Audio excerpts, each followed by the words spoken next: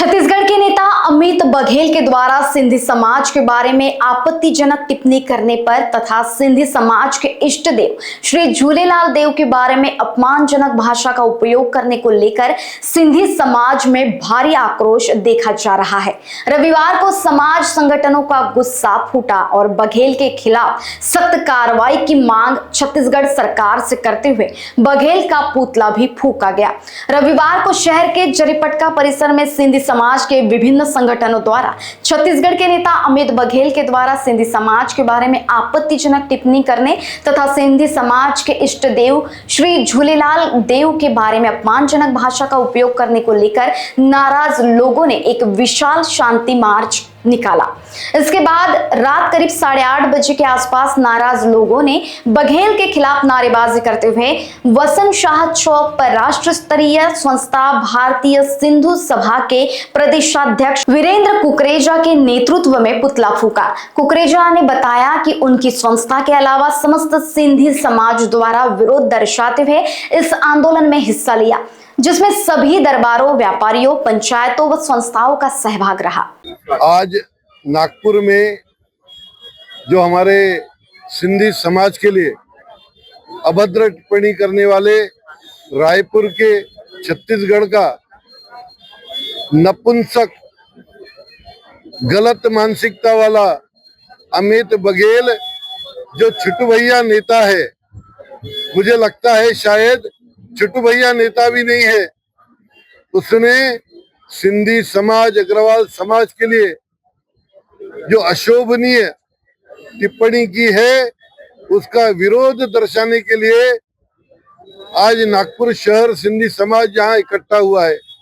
हमारे सभी संतगण, पंचायतें, दरबारें और सभी संस्थाएं मिलकर हमने आज ये निषेध का कार्यक्रम रखा हुआ है। हम सरकार से मांग करते हैं, ऐसी नपुंसक विचारधारा वाले अमित बघेल के ऊपर तुरंत कार्रवाई हो, या हम माननीय प्रधानमंत्री जी के नाम से पत्र ले रहे हैं। यहाँ जितने लोग आए हैं वो सब साइन करने वाले हैं। छत्तीसगढ़ के सम्माननीय मुख्यमंत्री जी के नाम से हम सिग्नेचर ले रहे हैं। महाराष्ट्र के मुख्यमंत्री जी को हमने निवेदन किया है कि तुरंत छत्तीसगढ़ के गृह मंत्री और मुख्यमंत्री से बात करके ऐसे नालायक छोटू भैये अमित बघेल को तुरंत गिरफ्तार किया जाए। पूरे देश में, विदेश में जन आक्रोश है कि ऐसे फालतू की बातचीत करने वाले व्यक्ति किसी समाज के लिए बात कर रहे हैं।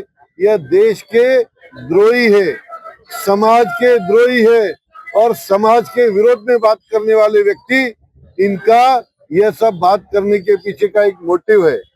मोटिव यह है कि इन्होंने खुद की टीआरपी बढ़ाने के लिए यह कार्य किया हुआ है।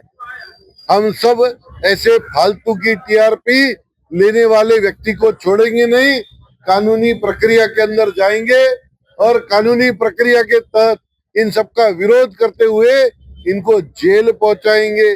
जेल पहुंचाने के बाद भी हम शांत नहीं बैठेंगे। हमने तय करके रखा है, पूरे देश में इतना ये व्यक्ति का विरोध करेंगे कि उनके घर के लोग भी जो है वो उसको घर से निकाल देंगे कि भैया ये फालतू की विचारधारा करने वाले व्यक्ति हमको नहीं चाहिए। यहाँ तक कि हमारा समाज तैयार है, हमारे युवा साथी तैयार है। मैं आप सभी पत्रकारों से निवेदन करता हूँ, इसको इतना नीचे तक लेके जाइए कि उसके घर के लोग उसका विरोध करें, तब तक हमको शांत नहीं बैठना। अच्छा विषय लिया, ऐसी कोई बात नहीं है। सिंधी समाज सिंध से अखंड भारत के एक हिस्से से दूसरे हिस्से में आया है और यहाँ आकर अपनी मेहनत से कितनी तकलीफें, दुख सह के आज हमने अपने आप को एस्टेब्लिश किया है। सरकार को हम वो व्यक्ति है, कुछ नहीं मिलने के बाद भी, अपना स्टेट नहीं होने के बाद भी, कुछ नहीं होने के बाद भी आज देश के जीडीपी में सिंधी समाज का सबसे बड़ा योगदान है। ये सब नपुंसक मानसिकता वाले व्यक्ति का विचारधारा हो सकती है। हमने हमारे पैसों से सामाजिक संस्थाएं खड़ी की है, हमने हमारे पैसे से समाज को देने का काम किया है। अस्पताल हो, शिक्षा का क्षेत्र हो, बड़े बड़े अलग अलग जगह पर रहने के जगहें बना के लोगों को वहां पर आरोग्य में सहयोग करने के लिए अगर अग्रणीय तौर पर किसी ने काम किया है तो सिंधी समाज ने किया है। मैं स्पष्ट कर देना चाहता हूँ, ये फालतू की मानसिकता है और इसको हम छोड़ेंगे नहीं। अंत तक उसकी ऐसी हालत कर देंगे कि उसको समझ में आ जाएगा उसका क्या हश्र होगा।